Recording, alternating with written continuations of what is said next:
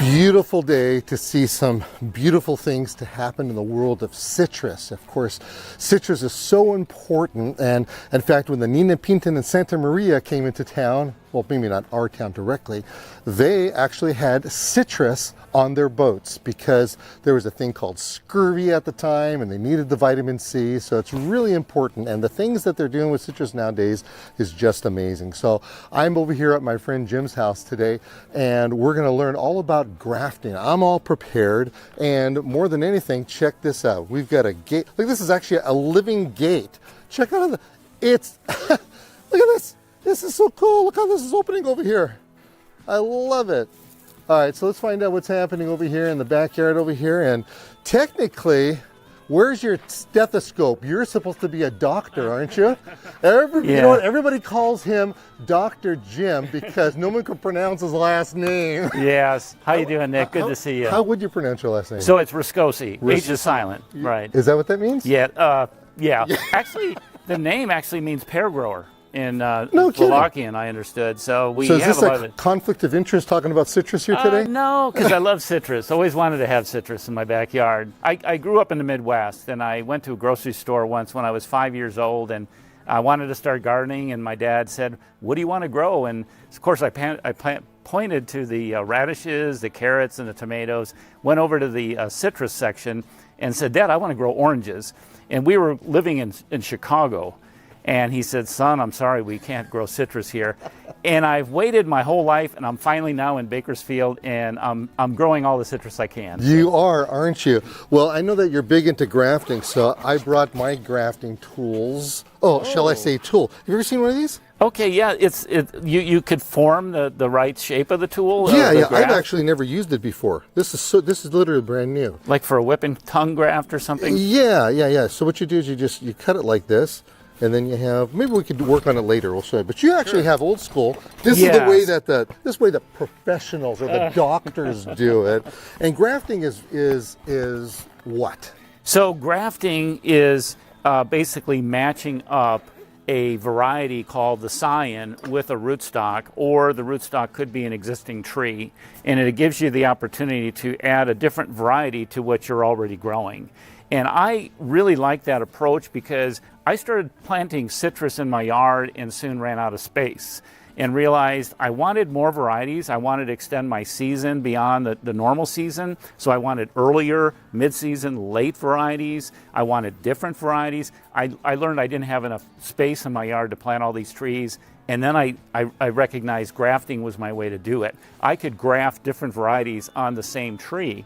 Some of these trees have 2 to 3 or maybe 4 different varieties on the same tree. Now we see this with stone fruits happening all the time, and you'll either call them 3 to 1 or 4 to 1 or 5 to 1. Fruit cocktails. Yeah, fruit cocktail kind of thing. So here we're having a citrus cocktail. Yes, exactly. Okay, now you just can't graft anything onto anything, can you? You can't take those stone fruit and put them on these and vice versa. Yeah, it has to be the same genus and species, and you want to stick with lemons. If you've got a lemon tree, you want to graft lemons on the lemons, or maybe limes, but you don't want to graft navels or Valencia on the lemons. Is that because of the cross-pollination? There may be a chance it may impart a more sour flavor to the fruit. Because the prominent flavor is going to come through. From the original tree. Okay. And they say just don't do that. So. Well, it looks like you're ready for a street fight over here. Yeah, so what I like to do, and I keep things simple. The first thing you want to do is make sure your knife is sharp. This is a typical grafting knife, and you want to make sure you have it sharp. You kind of act like you're taking a thin slice out of that sharpening stone, and then you have a nice sharp knife there. And the stone doesn't have to be wet? No, you can. There's a honing oil here, and they have different types of stones, like a fine stone and a coarse stone. And because this has been sharpened so many times, I just go right with the fine stone. Okay. So once you have your tools nice and sharp, I would imagine you have to count your fingers before and afterwards. Oh man, yeah. I've cut so many fingers doing this. I tell you, Nick. Sometimes I get blood wrapped into that graft. So what we're going to do is probably demonstrate. We are going to demonstrate the most simple graft to take. It's the easiest for any beginner, and I found it so easy and so successful that I use it exclusively now, and it's called the bud, basically a bud graft.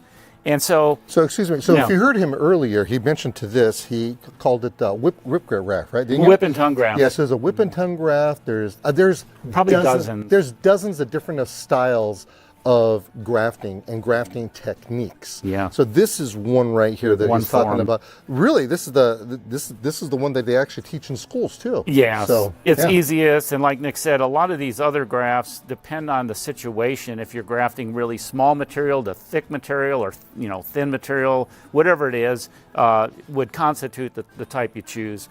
I use this one because it's been working and it's easy. Okay, so you have two different types of Scion, right? Right. So in this case, we're kind of demonstrating it. So this would be the existing tree. This might be a rootstock that has a root system and it's in a container. It may be an existing tree that we're going to graft onto. So this is known as the Scion wood. This is also Scion too because it doesn't have roots, but this is what we call a bud stick. And you could order this through the CCPP program, which is the Citrus Clonal Protection Program offered through the state of California.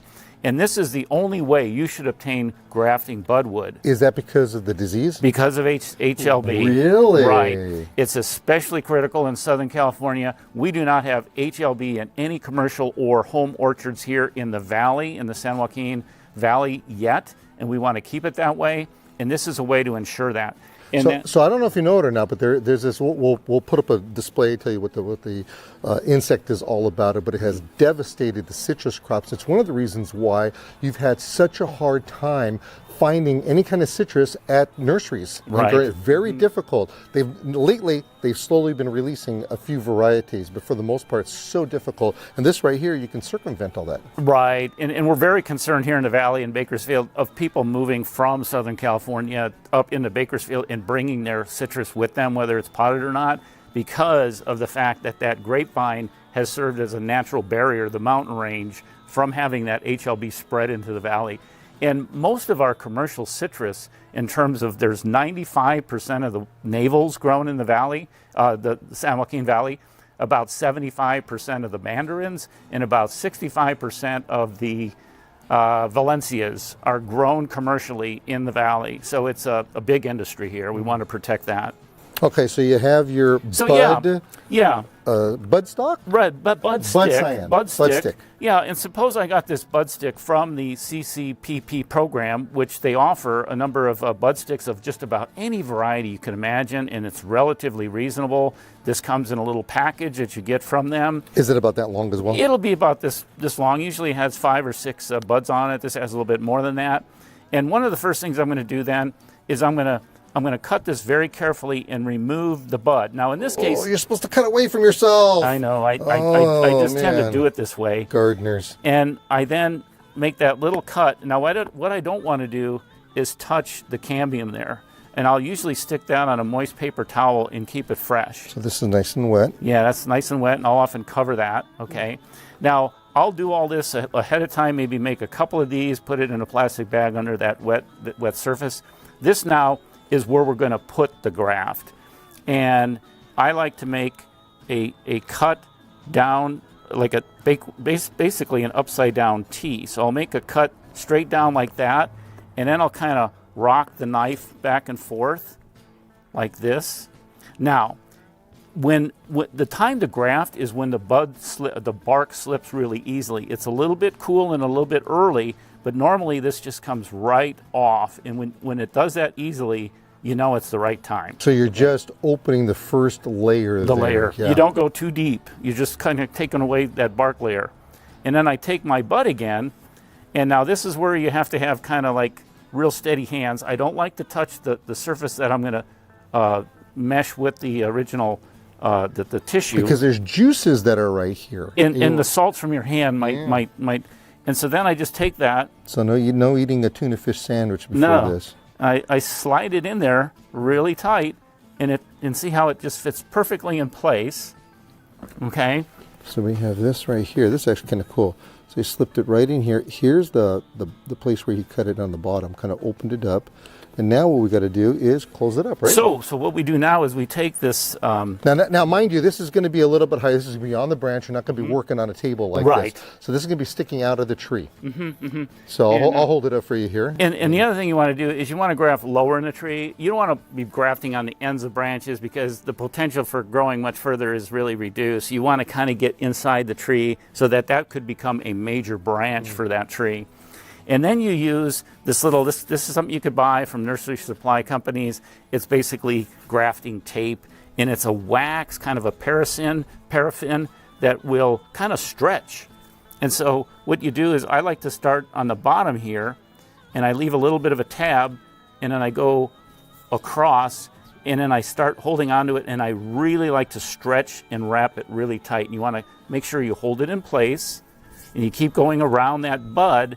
And I don't like to graft over the bud. Now, normally, is that right? Yeah, this would normally be a dormant bud. I like to come up and over the bud so that I don't have to remove the tape when the bud starts to grow. And again, I want to point out this is not a dormant bud, but you would be using dormant buds, which is a real tight bud that hasn't started growing yet. And I'll just kind of keep going around that bud and stretching and pulling and making sure it's really, really tight. Okay, and I see I've got plenty of extra tape here. I probably should have left more of a edge here, and then you eventually tie it off. Okay, so this kind of comes, and I probably started too quickly, but you could then tie that off, and I like to make, usually two ties, and then you could take that and then cut that. Oh, then he cuts it towards me. You can see my hand is in there, whining about it earlier. Yeah. Okay, so I think what we also have to make a comment on, and it sounds really, really silly, but when you're working with your bud, pay attention to make sure that the pointy side is up. Yes. All right, we don't want the pointy side down. Not only on the bud, but if you remember how he made that original cut, he sliced it from the top. It starts small, it went large, and then he cut it the other way so you have a flat part. So the flat part goes on the bottom of the tea that you were talking about. That's right, Nick. And then the other thing I like to do is because I graft a number of varieties, I like to use this little tape that's available at a lot of orchard supply companies, and I'll just kind of tie that around, and I have a little color scheme where this might be a, I don't know, Caracara navel or something, and I indicate what that is. And I do this because it's sort of like what I consider a temporary identification.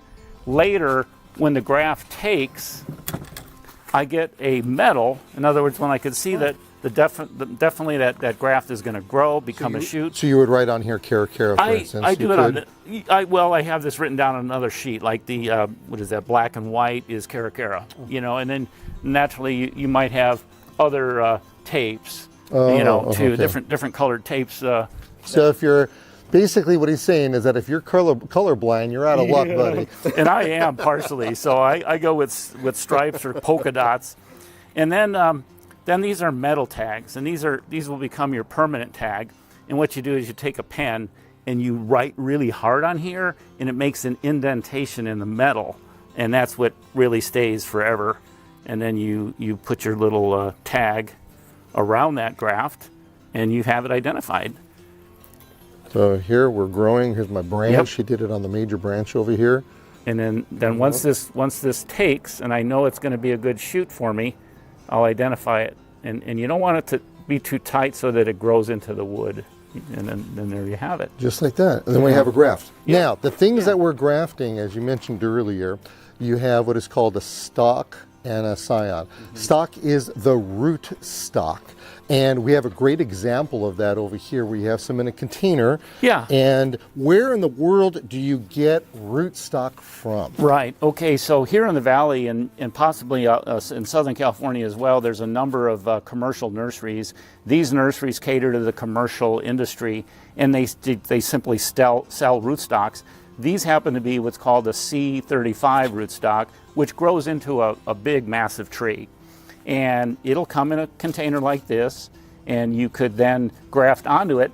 And I've kept these in these small containers. I'm not in any hurry to get these into the ground because I'm playing around with them by grafting a number of different varieties to the same rootstock. Here I have a chislet navel, I have a sumo navel, and I have a Moro red, a blood orange here.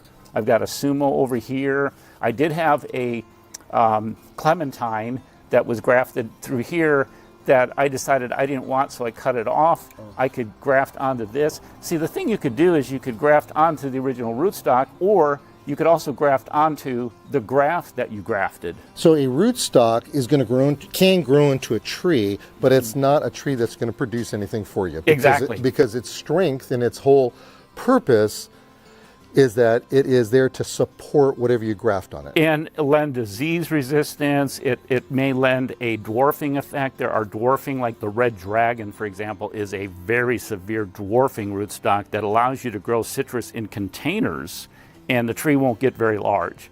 The other neat thing you'll notice on the rootstock. Oh, look at this one. This one is a pokey one. It's got to be a lime, right? No. This is a C35 rootstock tree. Oh, no kidding. That's still part of. And notice that it doesn't have any leaves. So these rootstocks lose their leaves in the wintertime, and that's normal. But it's not a dormant, in the true sense of a dormant type of tree. Yeah. And then this will be what we cut off. So when we have a successful graft, we'll cut this rootstock off because the fruit really isn't of any value. However, it could be of value if you want to grow, and we could show that a little bit later. I've collected the seeds of rootstock fruit that you could plant to grow more rootstocks. Ah, you could do that. Mr. Sneaky over here. Look at that. Yeah. Okay, so let's look at some of the things that you have over here. Here you have a big old... what you lemon. got here? Yeah, this lemon tree just got out of hand. It was growing on the ground. I wanted to get all that. It was starting to create disease and higher humidity. So earlier this spring, I started cutting away at it. On the back side, I've got a number of Meyer lemon. This is originally a Lisbon lemon. Okay. But I have... those are bigger lemons. Yeah. And the Lisbon lemon is the mainstay of our valley lemons industry because it's a good cold hardy variety. The Eureka lemon, which you see in the grocery store, is a little bit sensitive to some frosts. Although I did start some grafts of that on here too. But my wife wanted Meyer lemon. She wanted to make lemonade, so I have a number of Meyer lemon grafts on this tree.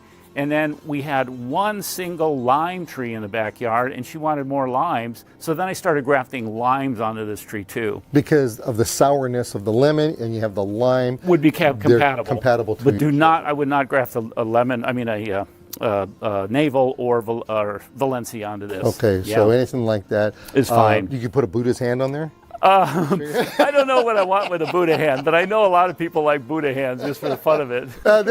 They are one of the most grossest looking ones, but they're just awesome to have. They're super fragrant. Okay, and by the way, the Meyer lemon, super popular, as you mentioned. It's a little bit of a sweeter of a lemon, but and it's a rounder lemon, stays on the tree for a longer period of time as well. Yeah. Now, we have some other things that are helping. I remember when we first walked up over here, he starts talking about this tree right here. Yeah. And he's saying, oh, this is an orange tree, that blah, blah, blah, blah, blah. And I'm looking at him thinking, the doc has to go to a sanitarium because this is not an orange. What do we got going on in this tree? Yeah, Nick, this is my favorite tree. It was here when we bought the house, and it's naturally a Washington navel. And I was really, really happy with this tree because it produced very, very delicious fruit.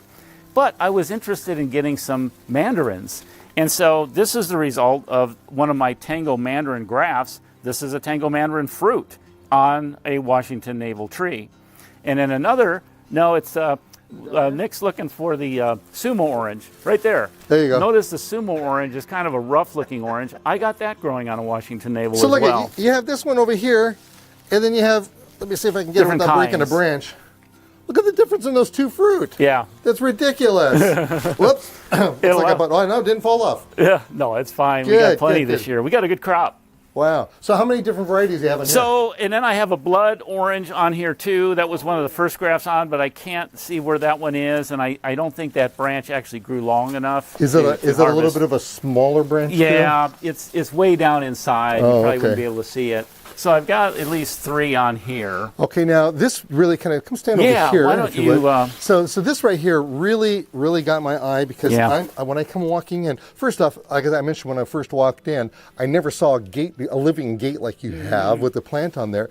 Then I looked and I says, how in the world is he trellising a plant up this shed over here? Yeah, what do you got going here? Yeah, they call it Espalier, or French word. There's a number of trees that you could grow flat to some sort of garage surface or house surface, and it allows you to utilize the space most efficiently because you basically remove a lot of the branches that are growing outward and you train the tree to a flat surface. Now, is that with all citrus you could do this with, or just certain varieties? Certain varieties, and some, well, I should say it depends how fast growing the tree is. And then I thought you were going to ask about different fruit trees. Yeah. You could do it with certainly apple and pear. Peach trees become difficult because of the way they fruit on last year's or 2 years ago wood or whatever. It becomes difficult to know where that wood is. You want fruit that's going to graft pretty much in the same space or grow in pretty much the same space all the time. Okay, so wait a second here, Doc. Okay, so here is the controversy. I had somebody call me on my radio show one time, and they wanted to know, do we call these citrus or do we call them fruit? Because people will call fruit trees like nectarines, plums, apricots, fruit trees, but then we call these fruit too. Yeah. So what's the verdict? I look at them all as fruit trees, just the kind of fruit you have. Yeah. Okay. Yeah. And this started out basically as a Cara navel that I bought at a trade show, and I planted it, and then I realized I was starting to get into this grafting hobby and thought, I want to try extending my season because the Washington navel and the Cara kind of produce at the same time. I wanted some summer oranges, and so I grafted a late Valencia onto this Cara, and all the fruit that you see are late Valencia oranges, and it's a delicious fruit. A lot of them are made into juice in Florida, but it produces, or I should say you harvest that later in the summer, May, June, July, whereas most of these navels are harvested up through about April, and then they start going bad unless you choose some late navels. And then on this side, I have a Sumo again. And this is. And yeah, by the way, you can tell the difference between the leaves. Yeah. The size of the leaves. The leaves are different, definitely.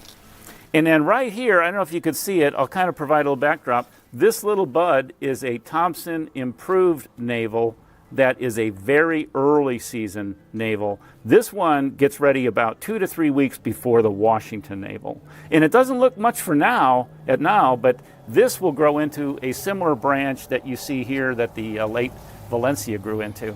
So I guess the bottom line here is that we have citrus for all different types of palates, all different types of uses. There are a lot of different trees. When you live in an urban environment and you don't have the liberty of growing things just out and about in a lot of acreage, we can have a small area like this right here. We have how many? Let's see. We have 1, 2, 3. We have 5 trees in here, but we have how many? 15 different varieties, maybe. Yeah. Solid 15 different varieties. And if you just take the time and the care to learn the whole process of how this works, you too can grow a fruit cocktail out of. No, citrus cocktail, not a fruit. I don't think we established that. Out and for your own growing pleasure as well. Doc, it's a pleasure. Thank you very much. My pleasure too. Yeah, we'll have to come back another day and see the back 40 over there and what you've done over there. And keep up the good work. This is exciting, and thank you for sharing your information to us. It's a lot of fun, Nick. A lot of fun.